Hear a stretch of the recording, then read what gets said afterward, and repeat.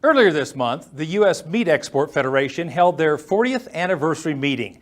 The organization was founded in 1976. And joining us now to talk more about the outlook for U.S. beef exports is Phil Singh, President and CEO of USMEF. Phil, thanks so much for joining us. Pleasure to be here. 40 years is a long time. Tell us about some of the key milestones for beef exports in that time. Well, I think if you look back over the last 40 years, I think the fact that we're approaching $7 billion in exports this next year, I think this is really probably the most encouraging sign because there's been a lot of work done. If you take a look at this, I think one of the signature accomplishments of the beef industry, of course, was the opening of the Japanese market. I would say the opening of the Korean beef market was very important as you look at the growth in the Korean market today.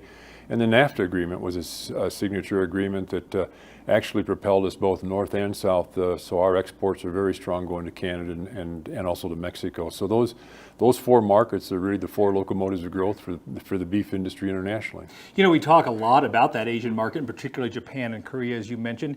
What's your sense? Are those markets maturing, or is there opportunity for additional growth? Well, I think the markets are maturing, but actually when you take a look at these markets, because you're a developed market doesn't mean you don't continue developing. And so what we see is dynamic change within these markets. There's new patterns as far as consumption, and we're seeing growth within markets. So as we take a look at these markets, they're developed, but they're still developing, and that's why we still need to be there.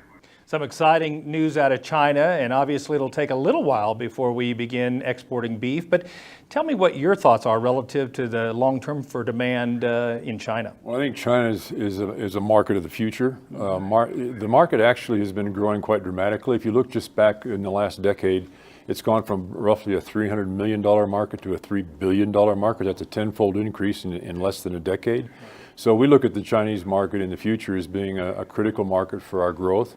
There's some good news in the Chinese market with the recent announcement that they want to go forward, but as you know, there's many steps as it relates to BSC and opening up a market. So we see that market maybe opening further next year, but for this year, possibly it's still going to be a closed market for us at this point. You know, it's fun to talk about that large market, but there are also other hot spots around the world beyond Asia. What are some of those? Well, we're starting to see a lot of growth in Central America and South America. We just opened up the market in South Africa this past year, and now South Africa is our second largest beef liver market, which is very important, and just treading Egypt. So as we take a look around the globe, I think we're seeing growth. We expect growth in Europe. We expect growth longer term in Africa. So I think it's very exciting still when we take a look at the international markets for the existing markets, but also for those future markets as well. And you know, we've had a lot of rhetoric around the Trans-Pacific Partnership. Certainly a lot of us in the livestock industry, including you all, have been strong supporters of TPP. What can TPP mean to the United States beef producers? Well, Japan is our critical value market, and it's a market that we're now being actually disadvantaged because the Australians have their EPA with Japan that they initialed 3 years ago, and they have over a 10% duty advantage. So with our strong dollar and predictably a stronger dollar into 2017, anything that we can do as far as that duty administration is going to help us to become more of a factor. We've increased our market share in Japan. We're doing very well in Japan.